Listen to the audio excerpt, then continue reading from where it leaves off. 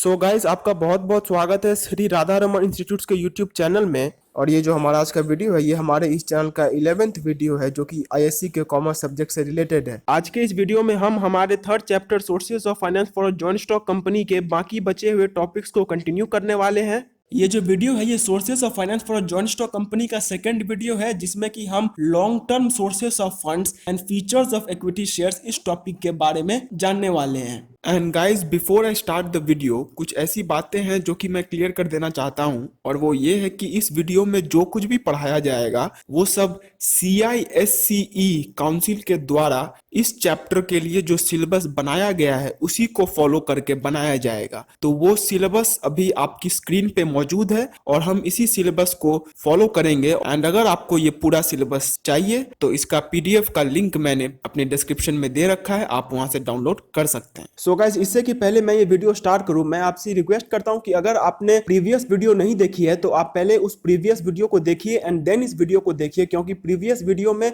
मैंने इस चैप्टर के जो बेसिक्स हैं जो कि थ्रू आउट द चैप्टर हमें लगने वाले हैं उनको डिस्कस किया है। तो अगर आप उसे देखते हैं तो आपको ये वीडियो समझने में आसानी होगी, सो इसलिए आप उसको पहले देख लीजिए। एंड अगर आपने वो वीडियो पहले देख लिया है तो आप फर्दर प्रोसीड कर सकते हैं। सो सबसे पहले बारी आती है long term sources of funds के बारे में। So long term sources of funds are those sources from which the joint stock company gets finance for a long period of time, example shares, debentures. So long term sources of funds क्या होता है? हमने अपने previous video में पढ़ा था कि हमारे जॉइंट स्टॉक कंपनी को मेनली दो तरीकों से फंड्स मिलते हैं। पहला तरीका है लॉन्ग टर्म फाइनेंस एंड दूसरा तरीका है short term finance. Long term finance का मतलब क्या होता है कि वो सोर्सेज जहां से कि हम लंबे समय के लिए अपने बिजनेस में पैसा इन्वेस्ट कर सकते हैं। एंड शॉर्ट टर्म फाइनेंस का मतलब क्या होता है? जिसकी मदद से हम छोटे समय के लिए अपने बिजनेस में पैसा इन्वेस्ट कर सकते हैं। सो आज हम long term sources of finance को जानने वाले हैं। तो long term sources of finance कुछ नहीं है। Long term sources of finance का मतलब वो सोर्सेस जहां से कि हम हमारे बिजनेस फर्म के लिए लंबे समय के लिए पैसा ला सकते हैं। हमारे बिजनेस में कुछ खर्चे ऐसे होते हैं जो कि परमानेंट होते हैं, जो कि बहुत लंबे समय के लिए चलते हैं। सो उन लंबे समय के खर्चों को मीट करने के लिए जो हमें फंड चाहिए वो लॉन्ग टर्म फंड कहलाता है। एंड उस लॉन्ग टर्म फंड को हम कहां से इकट्ठा करेंगे,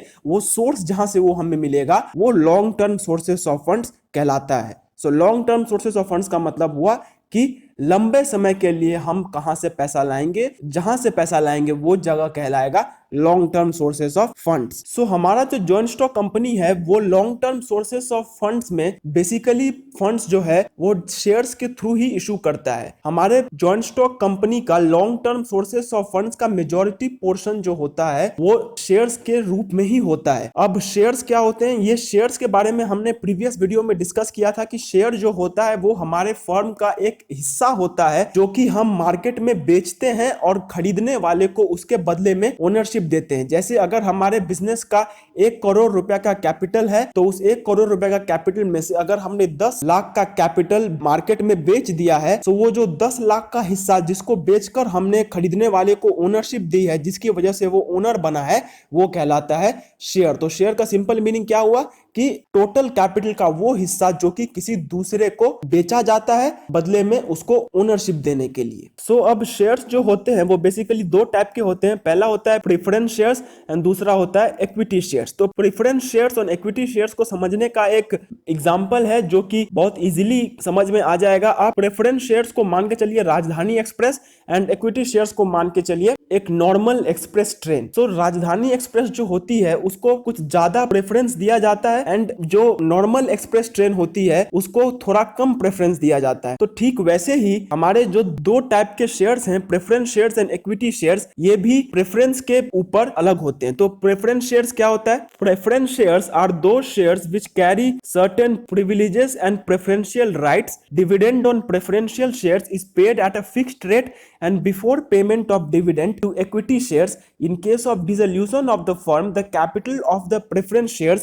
is first refunded. Preference shares do not carry any voting rights except in case of dividend due for 2 years. तो preference shares क्या है? preference shares भी एक तरीके का शेयर है जिसके पास कुछ preferential rights होते हैं, जिसको थोड़े से preference या फिर थोड़ा सा बढ़ावा दिया रहता है। तो preference shares को क्या बढ़ावा दिया रहता है कि dividend जो होता है preference shares के ऊपर वो एक fixed rate में दिया जाता है, जो कि रेट प्रेफरेंस शेयर्स को इशू करते वक्त ही फिक्स कर दिया जाता है। मतलब अगर प्रेफरेंस शेयर्स को इशू करते वक्त ये फिक्स किया गया कि 15% का डिविडेंड दिया जाएगा, तो ये 15% का डिविडेंड हर साल दिया जाएगा। इस 15% में कोई भी फ्लक्चुएशन नहीं होता है, ये 15% ना बढ़ेगा ना घटेगा। एंड ईयर एंडिंग के समय में जब कंपनी अपने शेयर होल्डर्स को डिविडेंड पे करती है, तो डिविडेंड पे करते वक्त वो सबसे पहले अपने प्रेफरेंस शेयर होल्डर को डिविडेंड देती है एंड उसके बाद वो किसी और इक्विटी शेयर होल्डर या फिर किसी और शेयर होल्डर को पैसा देती है। इन case of dissolution of firm, the capital of preference shares is first refunded. और अगर फर्म का डिसोल्यूशन हो रहा है, मतलब अगर कंपनी बंद हो रही है, तो ऐसे केसेस में वो जो कैपिटल का अमाउंट है, वो कैपिटल का अमाउंट सबसे पहले प्रेफरेंस शेयर होल्डर्स को दिया जाता है एंड उसके बाद किसी को दिया जाता है। Preference shares do not carry any voting rights accept in case of payment of dividend due for 2 years। So preference shares जो होते हैं, इसका कोई वोटिंग राइट्स नहीं है। इसका मतलब क्या हुआ कि अगर कोई प्रेफरेंस शेयर होल्डर है, तो क्योंकि उसने शेयर खरीदा हुआ है तो उसको ओनरशिप तो मिली है, बट उसके पास वोटिंग राइट्स नहीं है। इसका मतलब वो ओनर होके भी बिजनेस के प्रोसीडिंग्स में भाग नहीं ले सकता है। वो बिजनेस में जो काम चल रहे हैं उसमें कोई वोटिंग वाला काम नहीं कर सकता। मतलब वो ओनर है, बट ओनर का जो काम है वोट करने का, वो उसके पास नहीं है। उसके पास बस यही प्रेफरेंस है कि उसको डिविडेंड एक ठीक अमाउंट में दिया जाएगा, उसको डिविडेंड सबसे पहले दिया जाएगा, और अगर फर्म डिसॉल्व कर रही है तो डिसॉल्व करते वक्त सबसे पहले उसका कैपिटल का पेमेंट होगा। इनके अलावा उसे और कोई भी वोटिंग राइट नहीं दिया जाता है। अब जो अगला टॉपिक है वो है इक्विटी शेयर्स। अब इक्विटी शेयर्स क्या है? इक्विटी शेयर्स भी एक तरीके के शेयर्स ही हैं। तो इक्विटी शेयर्स का डेफिनेशन क्या कहता है कि equity shares are those shares which do not have any preference right or priority regarding the payment of dividend and repayment of capital. Dividend on these shares is payable only when the firm earns profit and the company declares dividend. Dividend on equity shares is paid after payment of dividend on preference shares. However, equity shareholders enjoy all voting rights and control over the management of the company. जैसा कि मैंने आपसे कहा था कि आप preference shares को राजधानी एक्सप्रेस मान के चलिए एंड इक्विटी शेयर्स को कोई नॉर्मल एक्सप्रेस ट्रेन। तो जैसे राजधानी एक्सप्रेस को बहुत ज्यादा प्रेफरेंस देके एक एक्सप्रेस ट्रेन को कम प्रेफरेंस दिया जाता है, ठीक वैसे ही प्रेफरेंस शेयर्स को ज्यादा प्रेफरेंस देके इक्विटी शेयर्स को कम प्रेफरेंस दिया जाता है। राजधानी को पास करने के लिए बहुत सारे एक्सप्रेस ट्रेनों को घंटों तक खड़ा करा दिया जाता है जस्ट कि राजधानी एक्सप्रेस पास हो सके। क्यों? क्योंकि राजधानी के पास as compare to that express train कुछ प्रेफरेंसेस हैं। ठीक वही हाल equity shares and preference shares में भी है। प्रेफरेंस शेयर्स के पास कुछ प्रेफरेंसेस होते हैं, इक्विटी शेयर्स के पास वो नहीं होते हैं। तो इक्विटी शेयर्स वो शेयर्स हैं जिनके पास कोई प्रायोरिटी या फिर कोई प्रेफरेंशियल राइट नहीं है, इनको कोई प्रेफरेंस नहीं दिया जाता। ये जस्ट एक नॉर्मल शेयर्स होते हैं। इनका डिविडेंड कितना होगा, किस रेट पे दिया जाएगा कि नहीं, ये भी कंपनी डिसाइड करती है। और अगर कंपनी डिसॉल्व हो रही है तो इनका कैपिटल वापस भी किया जाएगा या फिर नहीं किया जाएगा, ये भी कंपनी ही डिसाइड करती है। और इक्विटी शेयर्स पे जो डिविडेंड है वो तभी पे किया जाएगा जब कंपनी को प्रॉफिट हो रहा है एंड कंपनी डिविडेंड डिक्लेयर कर रही है। मतलब अगर कंपनी कहती है कि हम डिविडेंड देंगे तो ही डिविडेंड दिया जाएगा। अगर कंपनी कहती है कि नहीं, हम इक्विटी शेयर्स के ऊपर डिविडेंड नहीं देंगे, तो इक्विटी शेयर्स को डिविडेंड नहीं मिलेगा। However, equity share holders enjoy all voting rights and control over the management of the company, but preference ना मिलने के बावजूद इक्विटी शेयर होल्डर्स के पास सारे वोटिंग राइट्स होते हैं और कंट्रोल होता है कंपनी का मैनेजमेंट का ऊपर। इसका मतलब क्या हुआ कि इक्विटी शेयर होल्डर जो है वो प्रेफरेंस ना होने के बावजूद कंपनी का जो भी काम हो रहा है उस काम में वो पार्टिसिपेट कर सकते हैं एंड उनका कंट्रोल होता है कंपनी के ऊपर, जो कि प्रेफरेंस शेयर होल्डर्स के पास नहीं होता है। So preference shares and equity shares का एक रिवीजन मान लेते हैं। प्रेफरेंस शेयर्स मतलब ये भी एक टाइप के शेयर्स हैं जिनके पास कुछ प्रेफरेंशियल राइट्स होते हैं डिविडेंड का पेमेंट एंड कैपिटल का रीपेमेंट के रिगार्डिंग, बट इनके पास वोटिंग राइट्स नहीं होते हैं। एंड इक्विटी शेयर्स भी एक तरीके के शेयर्स हैं जिनके पास कोई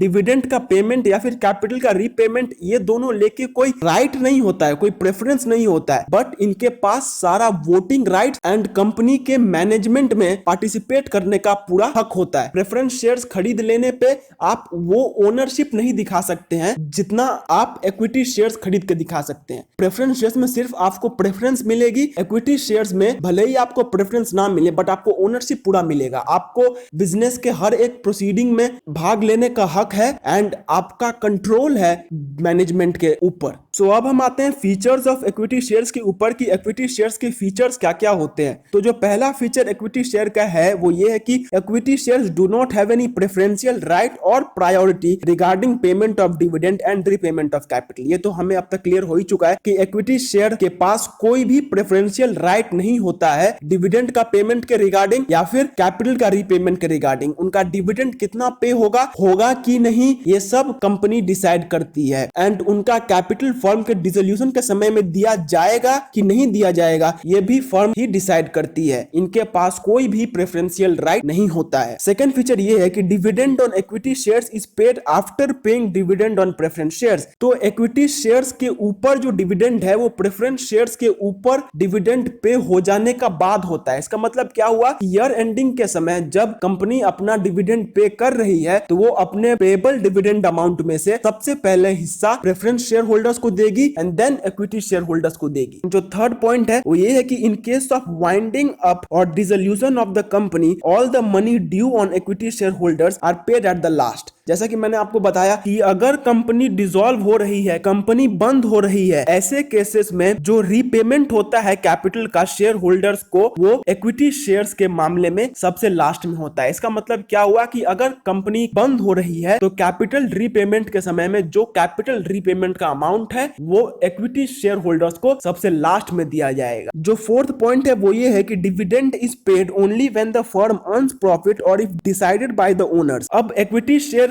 के केस में क्या होता है कि इक्विटी शेयर्स के ऊपर डिविडेंड तभी पे किया जाता है जब फर्म प्रॉफिट अर्न करती है या फिर जो टॉप लेवल ऑफ मैनेजमेंट है वो ये डिसाइड करती है कि हम अपने इक्विटी शेयर होल्डर्स को डिविडेंड देंगे। अगर कंपनी को लॉस होता है तो इक्विटी शेयर होल्डर्स को अपना डिविडेंड का अमाउंट नहीं मिलेगा। एंड अगर प्रॉफिट होते हुए भी टॉप लेवल ऑफ मैनेजमेंट ने ये डिसाइड किया कि हम डिविडेंड का अमाउंट नहीं देंगे, उस केस में भी प्रॉफिट होते हुए भी उन्हें डिविडेंड का अमाउंट नहीं मिलेगा। जो फिफ्थ पॉइंट है वो ये है कि equity share holders have certain voting rights and also have control over the business firm. So ये पॉइंट है जो कि preference shares and equity shares के बीच में एक अच्छा खासा डिफरेंस लाता है कि इक्विटी शेयर्स में भले ही इक्विटी शेयर होल्डर्स को प्रेफरेंस ना दिया जाए, उन्हें वो प्रेफरेंसेस नहीं दिए जाए, बट जब बात आती है कंट्रोल की, बात आती है पावर की, तो इक्विटी शेयर होल्डर्स के पास सारा पावर होता है। वो बिजनेस के जितने भी प्रोसीडिंग्स हैं उसमें भाग ले सकते हैं एंड उनके पास पूरा का पूरा कंट्रोल होता है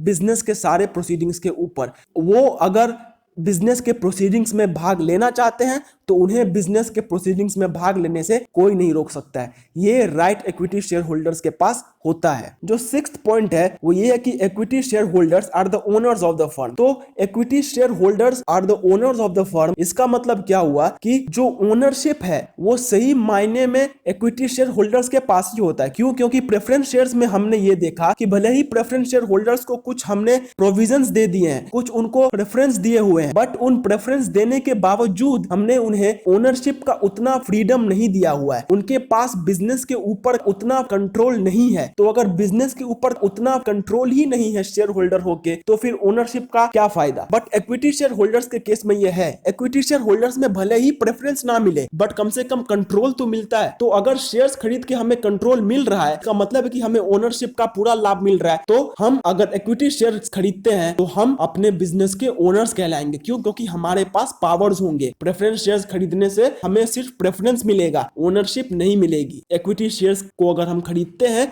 तो प्रेफरेंस भले ही ना मिले बट ओनरशिप जरूर मिलेगी, हम अपने बिजनेस के ओनर्स जरूर कहलाएंगे। सो गाइस, हमारी ये आज की वीडियो यहीं पे खत्म होती है। एंड इस वीडियो को खत्म करने के साथ साथ मैं आपको बस एक ही एडवाइस देना चाहता हूं कि आप प्लीज इस वीडियो पे पूरे डिपेंडेंट ना हो जाएं।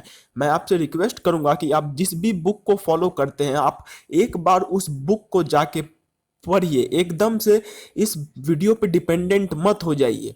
एंड अगर ये वीडियो को आप एग्जाम के समय में देख रहे हैं then I request you not to take this video as the only source जिससे कि आप एग्जाम में अच्छे मार्क्स स्कोर कर पाए। आप प्लीज जाके अपने कोई भी टेक्स्ट बुक हो उसे अच्छे से पढ़िए। तो गाइस, आशा करता हूं कि ये वीडियो आपके लिए हेल्पफुल रही होगी, और अगर ये वीडियो आपके लिए थोड़ी सी भी हेल्पफुल रही होगी तो प्लीज इस वीडियो को एक बार लाइक जरूर कर दीजिए। और अगर आप ऐसे वीडियोस और भी फ्यूचर में देखना चाहते हैं तो चैनल को सब्सक्राइब करके बेल आइकन को जरूर प्रेस कर लीजिए।